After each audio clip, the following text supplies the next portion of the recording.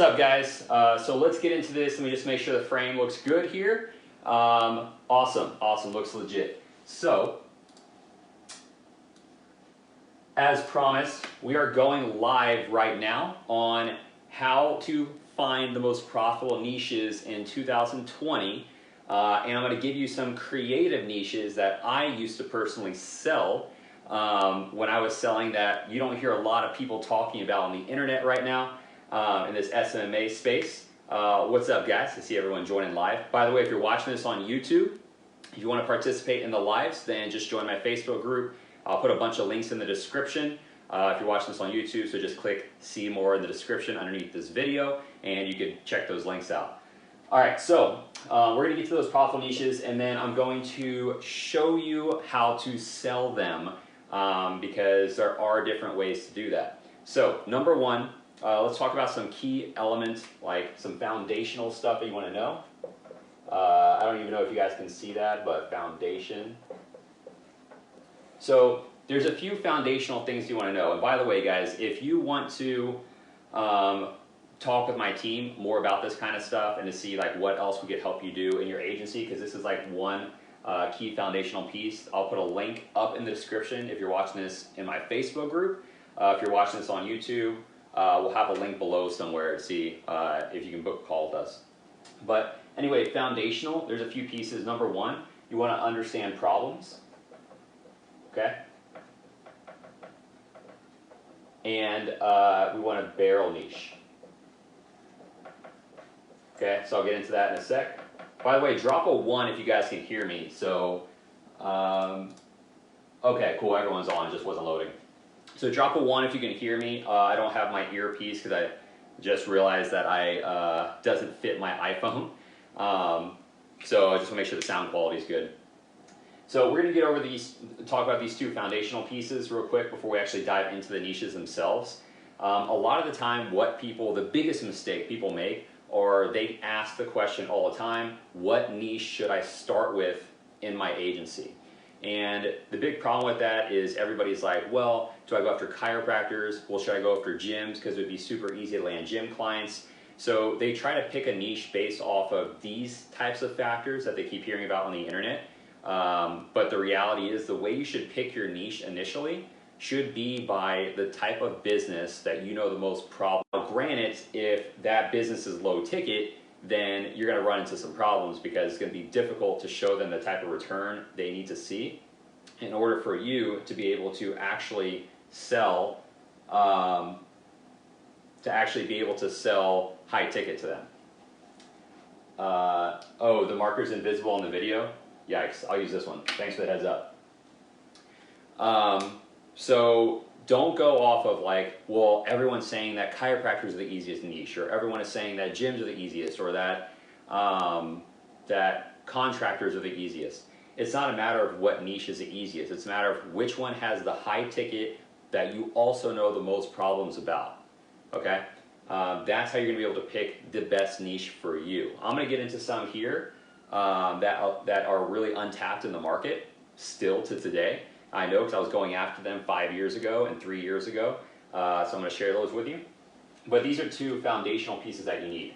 Understand the problems, which we just went over, and then barrel niche talk about right now. So barrel niching is you taking your initial niche, right? You have your initial niche here, and then you're going to sub-niche down to where there's multiple categories. And then, I don't even know why I did it that way. This is actually like this is more of like a upside down pyramid, I guess, technically. And then the way it works is you have 3 tiers. So you have niche, you have sub niche, and then you have your barrel niche. Okay? So the way this is gonna look for you, by the way, if you guys are getting value about this, just drop some comments below. I'd love to hear your feedback on this and to just hear like how this is going to help you, or if you plan on actually applying this into your business right away. So a niche is going to be something like an attorney, okay?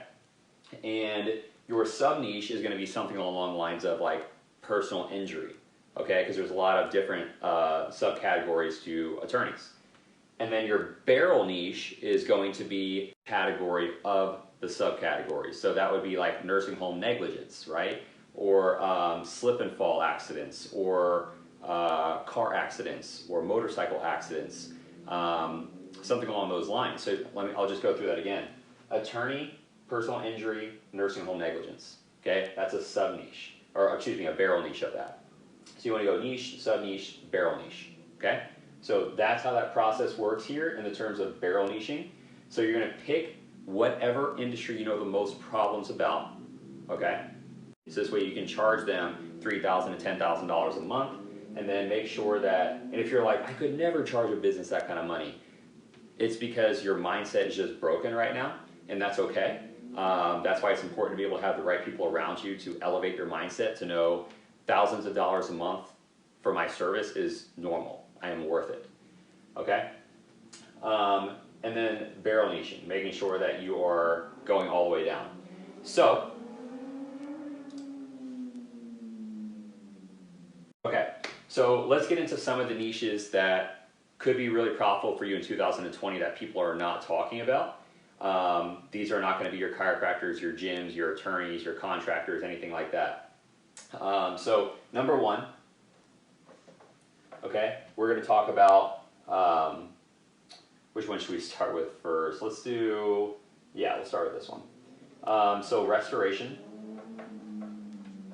Restoration is one that nobody's really talking about right now. So this is super untapped, and restoration, like water damage, fire damage, things of that nature.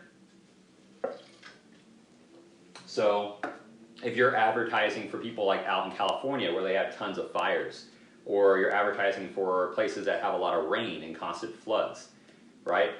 If you're advertising anywhere in those areas, to be able to call up a restoration company, which you can just Google up restoration on Google, and then you're going to see all the different restoration companies. What you'll do next is you'll look under the paid advertising, see which people are running paid ads, and you definitely want to put those in a separate list for either your setter, right, to make cold calls to them, or for you to cold call them. And then you're going to go into the map section, Google Maps section, and you're going to find all of the different restoration companies that maybe aren't advertising, right, to at least present the idea to them. I always like to start with people spending money. It's a lot easier to move money than to create a budget. So restoration companies, and to be able to call those companies in places that have a lot of fires or in places that have a lot of flooding. Places that have a lot of drought typically aren't going to be as impactful for restoration, but it's still a super, super great niche to be in. By the way, guys, again, comment below any questions that you have or anything else, because whether you're watching this live and I'm going to respond to you live, or you're watching the replay, I'm going to go into the comments and I personally go in there and answer all of them. So, number two, and this one is going to surprise a lot of people. I wish my feed wasn't freezing up. This is going to surprise a lot. Number two is actually going to be death cleanup, otherwise known as emergency cleanup. Okay?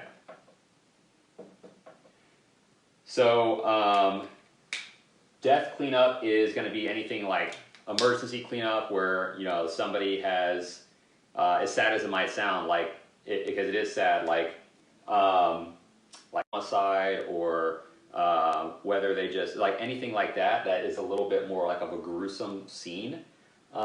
These people get paid like tens of thousands of dollars to go do that job, typically. So if you just Google emergency cleanup or death cleanup, you're going to find a lot of these businesses on there running ads on Google. And this is a super, super powerful niche to have on Google, Yahoo, and Bing. Because again, the ticket, what they're doing is so high that it's really hard to lose, okay? And cool. So anyway, so this is the second one. I promise you, if you were to call them up and use this simple script of, I've had a lot of success partnering with cleanup services to be able to generate more jobs. And I was hoping to share that process with you. Do you have any time this day or this day on the calendar? like they will respond back and say yes, because there's not a lot of people hitting them up. Okay, so they're more talking to you to do that. And it's a lot easier to close them, especially if you're using our frameworks, right? With the entire way that we set up our process, like to be able to sell these types of clients at $5,000 to $10,000 a month on a contract is insanely easy. Number 3, another one a lot of people aren't talking about is trucking.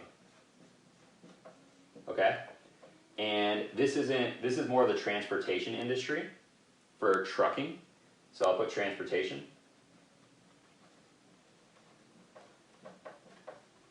And what I'm going to get into here isn't necessarily the actual hiring of drivers, which I've talked about before.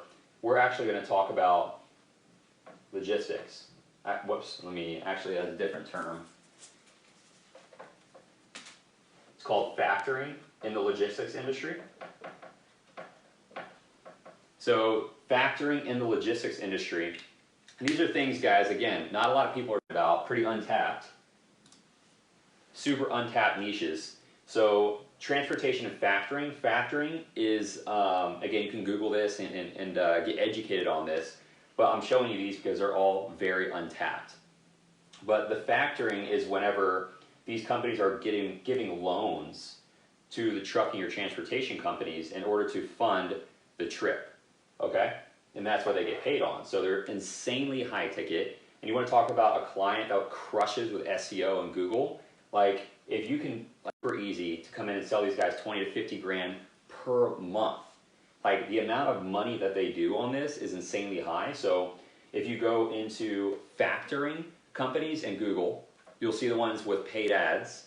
Take those URLs, right, those domains from the paid ads, and throw them into SEMrush or like SEMrush, or throw them into spyfu.com, SEMrush.com, and you'll be able to see how much money they're spending.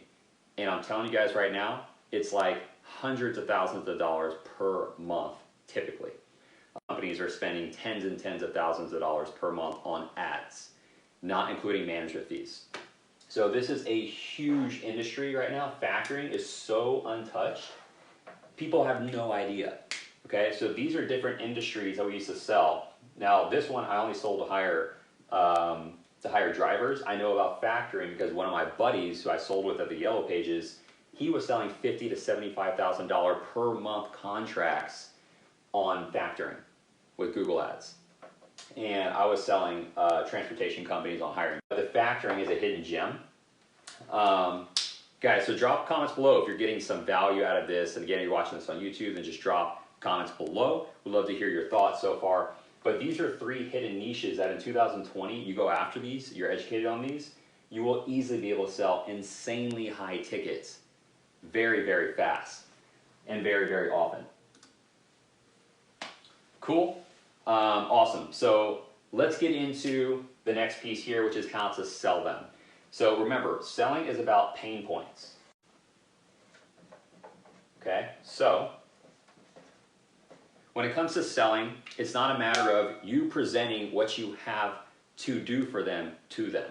Okay, that's not how the sales process needs to work. People do not buy into something, they buy to get out of something. Okay, so it's really important to make sure that you are emphasizing these pain points. In terms of restoration, when you look at this, so a lot of time this is going to be about knowing a selling point is going to be knowing the areas that are having the most fires or having the most floods, or if you notice a lot of that, say, hey, we have zip codes and areas that we like to target to be able to put you in the either A, most likely areas that we've noticed the fires happening or the floods happening, or areas that have already been happening. We would also like to be able to immediately turn ads on for you in areas that are already, like, if it's happening, we would turn the ads on in that specific area for you. Those are typically called like storm chasers in the terms of like contractors for roofing, but you can do the same thing for restoration. People don't realize that. There's something on Google called emergency ads. And these are ads that they allow less text, but they're just phone call ads. So it's like, did your roof just or did your house burn down? Call us. And it's not an ad to a landing page, it's just phone call ads. You click it and it drives a phone call, like from the actual ad on Google. There is no landing page. It's like if your plumbing, if your pipes bursted, right, because it's freezing outside, this would also fall under restoration. And I know this because this happened to me at the house that I bought a few years ago. When I was living in that house, we moved in the winter and all the pipes bursted. We had to have a restoration company come out. They put all these like air things all around the house to be able to like get all the wet stuff out of the carpet, and then they had to fix the electrical and the wiring and all that stuff because it seeped through the floor into the basements, all that stuff. Or if you put the ads up on Google and it just says, did your pipes burst, right? And you obviously use all relevant short-term keywords and long-tail search strings, things like that, but it's just a call ad. It just clicks it and it calls straight to the company. The calls are insanely low cost, okay? Insanely low cost, and they get a ton of them, all right? So that's number one. Number two, death cleanup, okay?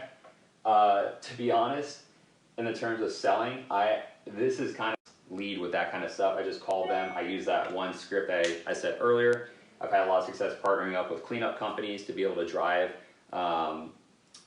more people that, you know, ran into an incident. So I was just looking to share that process with you, and then that's how we led here. Factoring.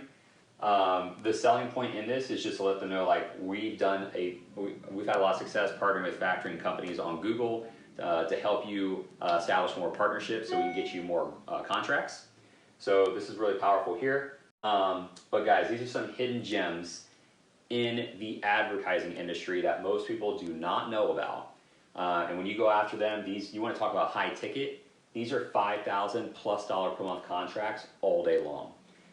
So super easy clients to go after.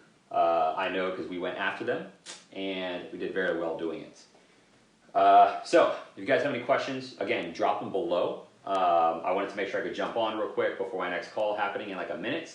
And if you're watching this on YouTube, go ahead and drop a comment below other videos to see or what you thought about this video. I check those every day. And then like the video, subscribe to the channel, and I'll see you guys on the next one.